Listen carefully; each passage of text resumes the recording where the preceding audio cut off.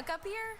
There we go. It's a big day at Salem Avenue Elementary. 1, 2, 3. Beautiful. A day that will be remembered, maybe even framed. I know you got a better smile than that. There it is. Today is Picture Day. There we go. Beautiful smile. One by one, all 750 students. And in each one, Morning. this man sees potential. I just like him the best out of all principals. We expect all kids to be able to do well, period. In his 15 years at this Hagerstown school, Principal Thomas Garner has learned to set his expectations high and his threshold for excuses low. As a principal, my job can't be to let the outside forces control what happens within our building. Forces that make this the poorest school in Maryland. According to federal data, 100% of the students, every single one at Salem Avenue, lives in poverty. You have to be aware of it, but what do you think about it? We're completely aware of it. It's our environment. My job is to show empathy, to be empathetic from where you're coming from, but my job is also to push you up. Hagerstown, a blue-collar town of some 40,000 people, has a higher poverty rate than Baltimore City. Its small-town charm now overshadowed by a major public health crisis. The city sits at the intersection of Interstate 70 and 81, known as Heroin Highway. We're dealing with kids that sometimes are seeing a lot of trauma at home, and sometimes they're doing things that they are actually helping bringing their parents back. Maybe in the middle of the night that they're delivering Narcan to bring their own parent back. There you go. As principal, Garner has seen the impact on his school. In a few years, it went from 64% poverty to now 100%. Every student here receives free breakfast and lunch, often their only meals of the day. You can't walk in someone's shoes until you kind of walked in their shoes. So he did. 6 years ago, Garner noticed students were struggling and parents were not getting involved. So the day before school started, he passed out T-shirts and maps to his staff. They spread out, visiting every student's home to meet their families and see how they live. They called it the Blitz. A lot of them don't have anything. I mean, I have had kids with no electricity, with no running water, and you know, that's common. 5 times 5 is 25. Tyler Newcomer, a math teacher at Salem, was on that first Blitz, and every year since. It's tough. I mean, it's difficult to know that, you know, this is what our kids go home to. For a large majority of our kids, this school is the best thing they have. Newcomer says seeing where his students come from made him a better teacher. He doesn't give homework because he's seen what's at home. But knowing his students have little, What's 30 times 5? does not mean he expects less. We have very high expectations, and you know, it starts with expecting our kids and teaching them that they can do it. Salem Avenue is a Title I school, meaning it gets extra federal funding to help low-income students. Maryland has about 400. At Salem, any extra money goes towards books, which nowadays may be rare, but Garner says it's important and has helped set his school apart. Are you aware of your test scores? I am. Last year, this school, where every student lives in poverty, the 5th grade class scored higher on state testing than the Maryland average. The other grades weren't far behind. I don't want there to be reasons why kids can't be successful, because it's too easy to say, oh, this is happening to this person, this happened last night. It hasn't been easy. Keep looking right here. Not for the faces behind those test scores. They give very big expectations, but it does pay off. The ones who worked for it, whose short time here reminds us Can't we work with 50? Yeah. that an education can change a life. The kids don't know they're in the poorest school in the state of Maryland. I mean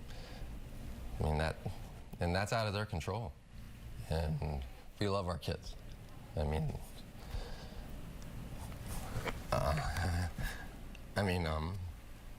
we have the best kids.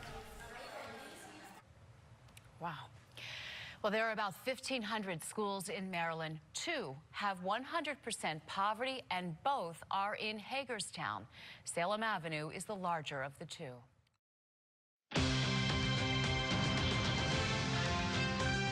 A Baltimore City mom is furious after she waits 5 hours to testify before her state leaders only to speak to empty chairs. Project Baltimore lead investigative reporter Chris Papps was there as this mother pleaded for help, explaining how city schools failed her son. Chris, this mother must have been really upset. Yeah, she was, Kai and Jennifer. And I see Julie Gaskins went to Annapolis to fight for her son's education. She's been fighting for years. But when she took her concerns straight to the state leaders elected to represent her, they sent a very strong message when they walked away.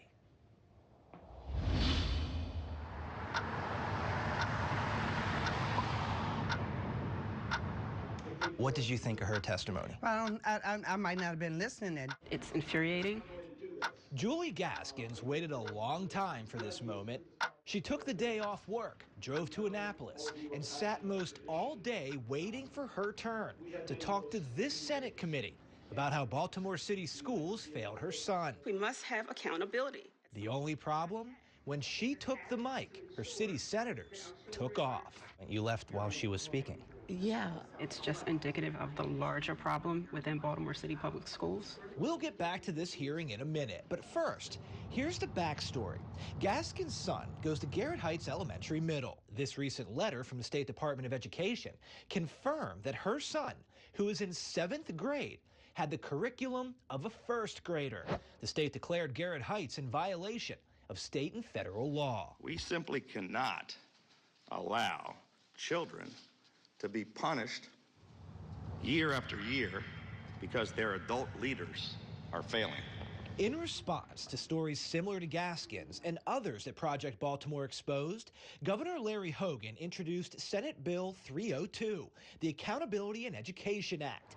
It establishes a new position in Annapolis, an investigator general devoted to public education. Good evening, Mr. Vice Chair. My name Gaskins came to this Senate hearing to support the bill. The time is now. We cannot afford to just look away and act like there's nothing wrong within our school system. This committee has 11 members. 2, Senators Joan Carter Conway and Barbara Robinson, represent only Baltimore City. During the hearing, we sat behind Robinson, who appeared to be multitasking. For most of Gaskins' speech, the first-term senator checked her email. Then, as Gaskins explained how city schools failed her son, Senator Robinson got up and left the room for a few minutes. A short time later, we asked her why. You left while she was speaking. Yeah, I had to go to take care of something, and I came back. You came back with food and drink. Okay, but I came back. The food and drink was more important than the testimony of your constituent? As for Senator Conway, who chairs the committee, Garrett Heights, again, a school found in violation of state and federal law, is in her district. But for the entire time Gaskins spoke, Conway's chair was empty. But she wasn't far away. We caught up with her just on the other side of this door. I was there. For Bill 302, you weren't there. Well, you might have thought I wasn't there, but I was in this building, okay? So, and the speakers are on. So you were listening to the testimony? So yes, you can listen to the testimony. Julie Gaskins, she was the only woman from Baltimore City to testify about Baltimore City schools. What did you think of her testimony? Well, I might not have been listening at Julie Gaskins' testimony. You said you were listening. No, I didn't say I was listening the whole time. Conway explained she was conducting committee business, but wouldn't specifically say what that business was. It consists of a number of things, and it's probably too detailed and too long to explain it to you. I have time. But I don't, because I have some other things to do. You have a good day. We have people in leadership positions that don't care to listen to the issues. If you care about it, you'll be there. This is a serious issue within Baltimore City Public Schools.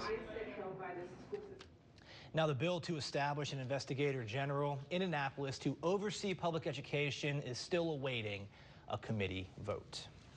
Well, Chris, we know these hearings run long and senators do take breaks, right? Sure, it is common for senators to take a break, but we should mention most every senator was there through the entire time and listened to every person's testimony. And this was not the original story we were supposed to do. It was supposed to be a city mom going to Annapolis to fight for her son's education, and when we saw what these 2 senators did, our focus of the story shifted more to them.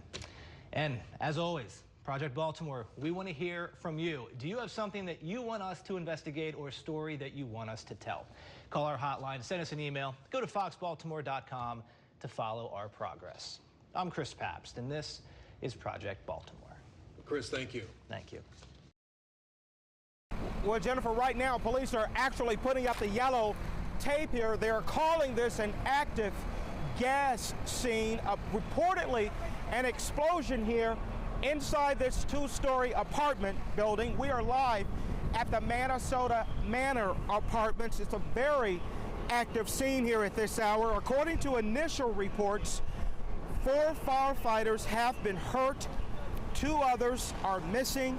This building has partially collapsed in some places, so crews, we're told, are actively looking for fellow firefighters. Now, the call came in about 30 minutes ago. Initial reports, again, some type of explosion, and police are working what they're calling an active gassing. You can look right here now. Police are asking us to move over. Set up at Green Hill and Bowlers Lane. If you all can go down there, please. Green Hill and Bowlers Lane is down there. Thank you, Lieutenant. The lieutenant is telling us we have to move now to Green. You got to go that way. You got to get outside behind the back this way, because they're saying it's an active scene. They're calling it an active gas scene, so they're pushing people back from where this incident has occurred. We're going to go under the yellow crime scene tape here, or the yellow tape in this instance. It's blocking people, keeping them away from that building. If you look over there, you see some residents. They too have been moved from this building because they're calling it, again, an active gas scene. We have a 2-alarm fire here. If we walk this way, you can see ladder crews attacking from that end of the building. And then to the right over there, hordes of firefighters over there attacking with water and so forth from the front. Again, we're waiting for confirmation as to exactly what occurred here. We're on our way now to the command center. They have set up a command center for the media on Cherry Hill and Brems Lane. We're going there now to perhaps get more information. When we get it, we'll bring it to you. We're live now in Northeast Baltimore. Keith Daniels, Fox 45 News. All right, Keith, be safe out there. We're going to stay in touch with you throughout this newscast. We'll check in with you soon. Yeah, and we'll keep going back to Keith out here in Northeast Baltimore for this breaking story. There are a lot of unknowns here. Keith just said 4 firefighters injured, but 2 missing right now. We need to clarify that and find out what's going on with that. Keith, thank you. We've watched several rescues. I want to go ahead and show you right now. We've had several people who were rescued from this blue home, and take a look at just the strength of this water. You can see the cars slammed up against the fence here. Crashed, we're told. The water moved them from a nearby parking lot, and just look at the debris and the strength of this water. We're standing next to a gentleman who has his brother-in-law currently trapped inside that brick building right over there. He said he's with several people. They are unable to get out, stuck on the 2nd and 3rd floors. We've talked with the owner of this purple home, home to 4 businesses. She talked about how this happened just 2 years ago, and she is simply devastated that her business is again underwater. I want to go ahead and take you this way. We don't have much time.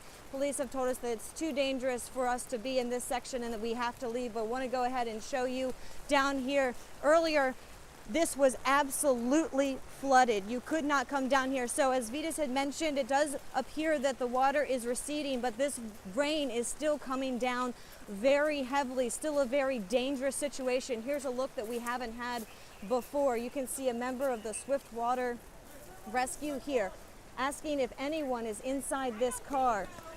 That is what they have been doing for the past couple of hours, checking these cars, making sure no one is inside.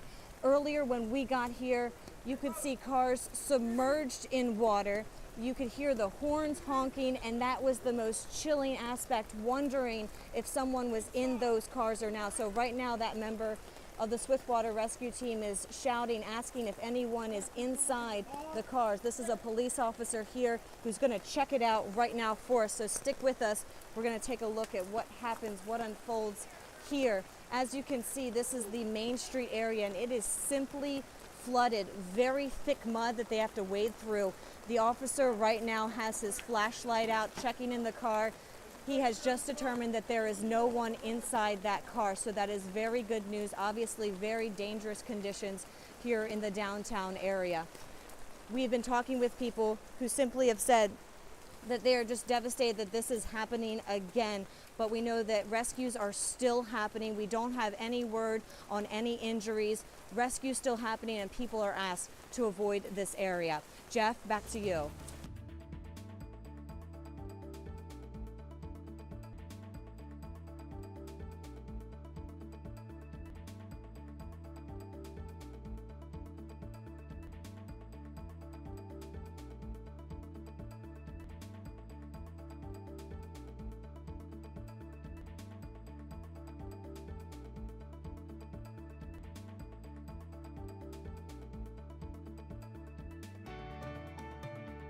A tearful embrace is what you'd expect to see outside a funeral. But this is different. Heightened emotions. Obviously nervous. I mean, my son goes to school right here. Schools on lockdown. Like, it was like not too loud. A day that was already difficult. Everybody thinking it was fireworks, but no fireworks. Everybody started running. Now, a double tragedy. This world is getting crazy because we got a funeral right here, then plus somebody else got shot. That's crazy. Carlos Medina heard the gunfire from his auto repair stall across the street. I hear like 8 or 9 shots. Cameras from his shop captured the chilling moments. The procession had just arrived when you see a group at the top of the screen begin to run. The entire crowd scatters in moments. Immediately following the shooting, everyone at the funeral ran in all different directions, including any suspects that were among them. One man was killed, another in critical condition. 3 people got shot in the graveyard at the gravesite of the burial. The body, the guy is still right there. Family covered in dirt. The family, poor family right there, they're crying and see all these things happen again. Unfathomable pain. Amplified.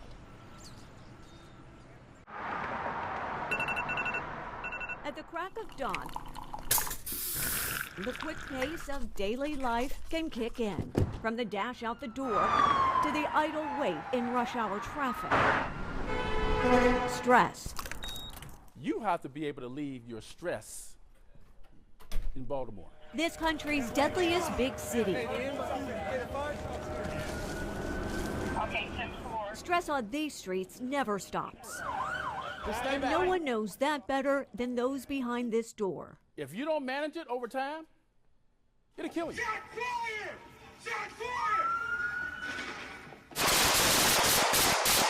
Stop. I'm good. Stop. On my arm. If you don't get help, it's going to come out somewhere else. Arresting a suspect and beating the hell out of him. I don't know why I did that. Using excessive force. Baltimore Police Department's Vernon Herron knows firsthand the toll policing can take. 25 years ago, his life changed in the parking lot of a local shopping center. Then State Trooper Vernon Herron had just left his state police barracks and stopped to pick up food for the family. The restaurant manager approached him. Came over to me and said, "Hey, Vernon, there's a guy in the parking lot with a gun." As he walked out, he saw the man with the gun. Herron yelled warnings. Yelling. Silence. By gunfire. Herron found himself in the headlines. Maryland man shot by officer, an off-duty Maryland State Police officer. That the Vernon Herron that existed before that shooting no longer existed. Dr. Jack Daniels. Dr. Jack Daniels was right there for the first night, the second night, the third night. In fact, I had to rely on Dr. Jack Daniels in order to get to sleep. A traumatized Herron lost his balance and realized he needed professional help. The guy saved my life. The trooper drove 40 miles to keep supervisors from finding out. When I was a police officer, you know, if you had an issue, the priority was how can we get him or her out of here? It wasn't like let's try to help them. It's like what can we use to get them out of here? But the police departments were not equipped to deal with that. They didn't understand it. Now Herron heads up the Baltimore Police Department's Officer Safety and Wellness section. Until 2 years ago, Officer Wellness was shrouded in secrecy. Because historically what we've done is if you're a police officer and you become an alcoholic, we will terminate you.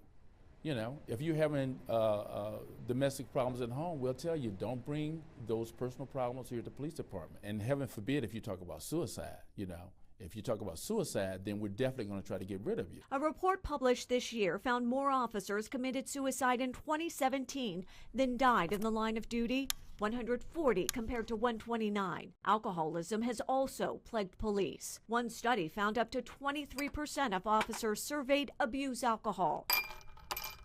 That's 3 times the national average. There's not a day that goes by that I somehow don't think about alcohol or drinking again.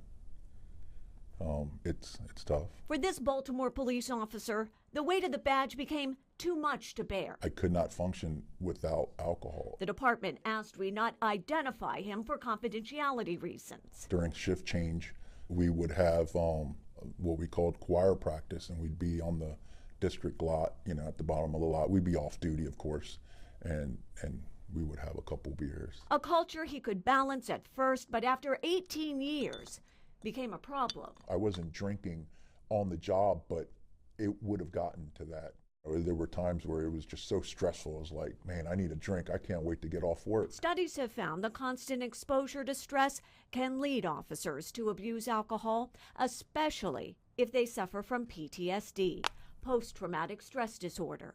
Police are 6 times more likely to suffer from PTSD than the general public. Every call you go to, you know, people are cursing you out, and or you got to deal with just stressful situations. You know, people are always fighting, yelling, screaming, and that's what we deal with every single day. And you know, the alcohol was helping me deal with that.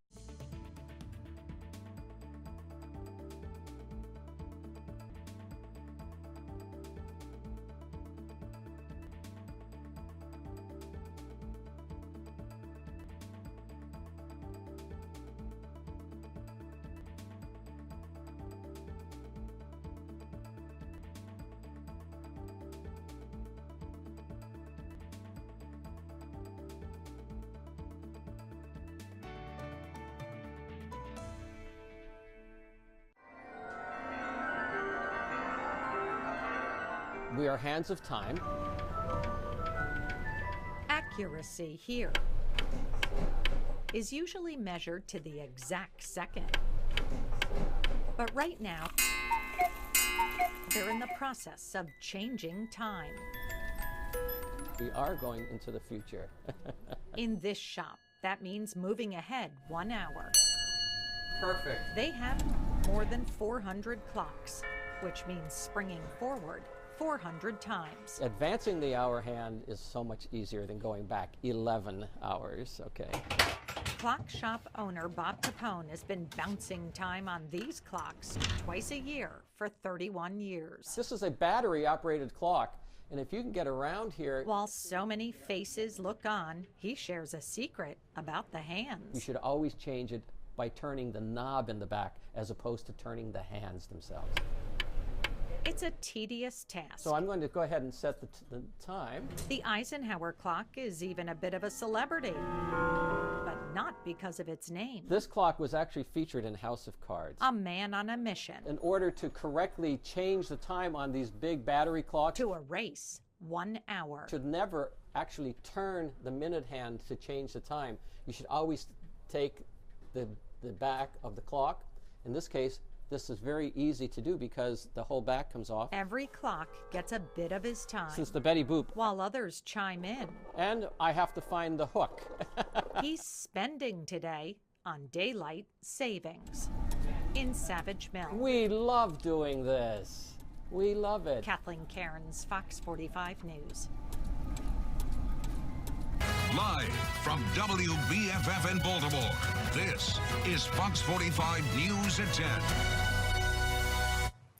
Violence inside a Baltimore City school. A worker hurt. Her family talking about what happened.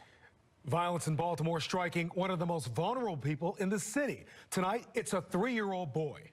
2 big stories capturing the attention of Baltimore that are both First on Fox tonight, a school cafeteria worker is in the hospital after she says 2 students attacked her. The violent confrontation was caught on camera, and the victim's family is speaking out. Keith Daniels joins us right now with the story that you're seeing first on Fox. Keith, what happened?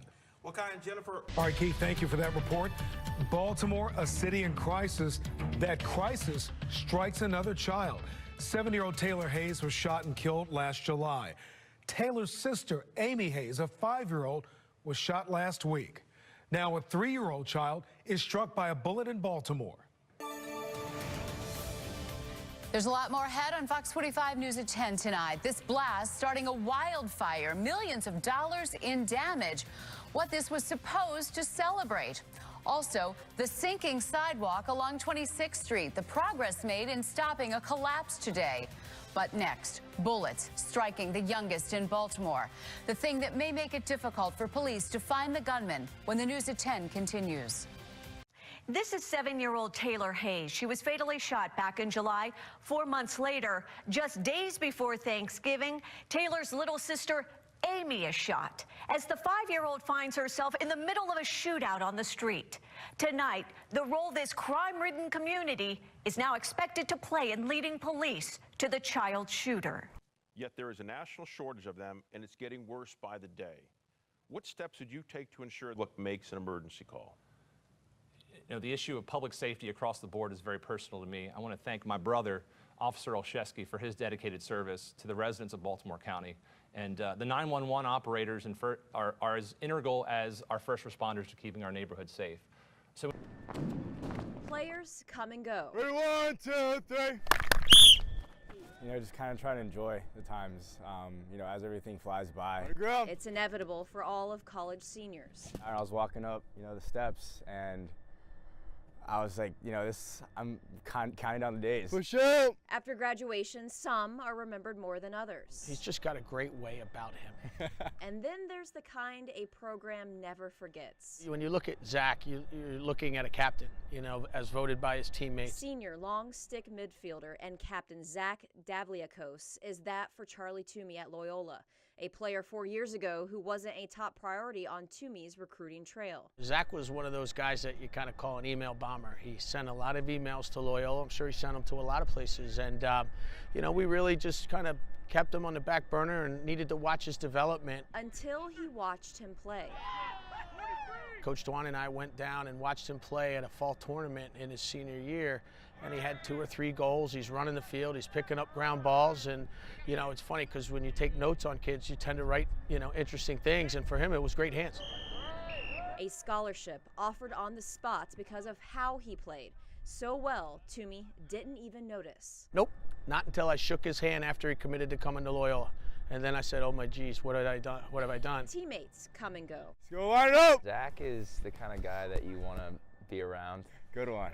It's inevitable on any roster. And he's someone you want to go out on the field every weekend and be next to and play with. Some become more than teammates. I actually live with Zach, and I've been close friends with him for my entire time here. And then there are those who are unforgettable from the first encounter. I remember looking down and seeing his hand and like taking a double take and being like, what? Like kind of being like, what's going on there? So I went up and I asked him, I said, hey, like I don't want to be rude or anything, but what happened to your hand? And he said, you know, I got bit by a shark when I was a kid. He was just dying laughing. Did you notice? Zach is missing 3 fingers on his left hand. No food for 2 days. For many, it's unimaginable, but for some, it's reality. These bags are designed to feed a family of 3 over the weekend who are homeless.